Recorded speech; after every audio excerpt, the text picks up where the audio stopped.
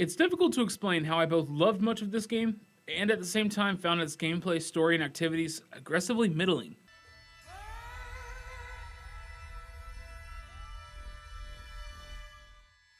On one hand, Ghostwire's neon-drenched Tokyo is an impressively detailed rendition of the beautiful districts of the famous Japanese city, a typically bustling city packed full of people, now completely devoid of human life.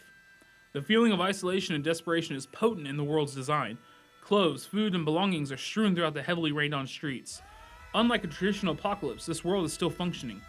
Neon signs still light up alleyways, music still expounds from radios, dogs and cats are now lost without owners and wander the roads. All of this works perfectly with eerie design of the sound perforating from chaotic beings roaming around, seeking to steal away any remaining souls. Tango Works has produced an environment that is beautiful as much as horrific, holding a haunting feeling of loneliness up against you the whole time.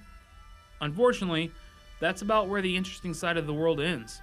It's all style and no real substance. The side missions all have faceless spirits with all the voice acting variety of a 12-year-old with a vocalizer. The dogs and cats can be pet and vaguely interacted with, but its appeal becomes lessened over time. Shrines act as bad guy camps you need to clear out to remove more of the fog of war surrounding the game map. It's a fun enough twist on the tower clearing gameplay of similar open world games, but quickly overstays its welcome. I love the aesthetic of this game, especially some of the more nuanced details such as kanji characters in the rain and fog, making for exceedingly unique environments. Beauty, but Ghostwire's core has a hard time expressing that style as any kind of interesting gameplay device. Not quite soulless, but not quite a polished or even consistently fun middle ground game. Ghostwire's story sees your character, Akito, dead, or near dead, in a nondescript car accident, leading to a powerful spirit detective named KK to possess young Akito's body.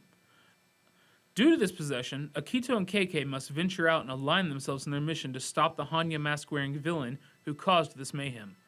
Akito just wants to save his sister, for reasons never really explained as the key to this evil master's plan.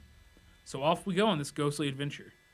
The narrative relies on the relationship of KK and Akito to drive it forward across its 10 hours or so, but unfortunately there just isn't enough there to do that. KK has some wit and the banter between the two can be fun, but the writing comes off as a mediocre anime plot, which sucks because its concept at face value could have made for an interesting narrative driven by human emotions of mortality and loneliness, but the game rarely, if ever, touches on this. Akito barely seems affected by both the presence of spirits and existence of an afterlife. He takes about 30 seconds to get over it in the game's opening minutes. He doesn't really seem concerned with the millions of displaced souls or the mountains of horrifying yokai that now haunt every corner of this brightly lit city. This makes his narrative and KK's far less interesting on their own. Likewise, side characters step in just long enough to solve their specific plot point, then disappear. No character progression, no development, no real world building. It all adds up to a disappointing arc that feels rushed and underwhelming. The best parts of the story are where the world seems to be falling apart, and the layout of set pieces shift drastically, rotating and changing with fantastic visuals. I love these moments in most of my playthrough, but there just wasn't enough cool things like this in the story to make it build into anything climactic or engaging. Speaking of climactic and engaging, you'd think combat featuring weaving cool signs that throw balls of fire, blasts of wind, or discs of razor-sharp water would be a dead ringer for winning stylish showdowns.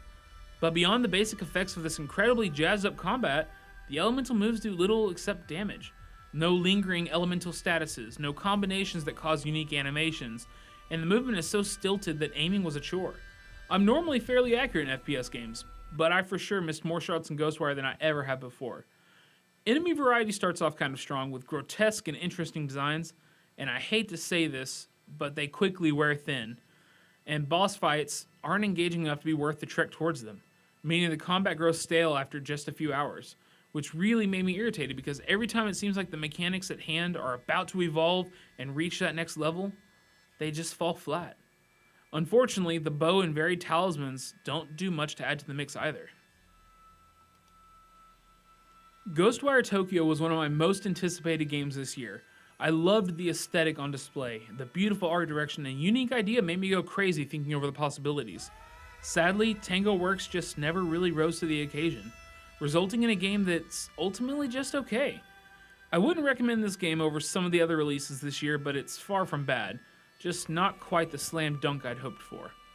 I'm Alex Richardson, and for all the latest gaming news, stay tuned to Hardwired.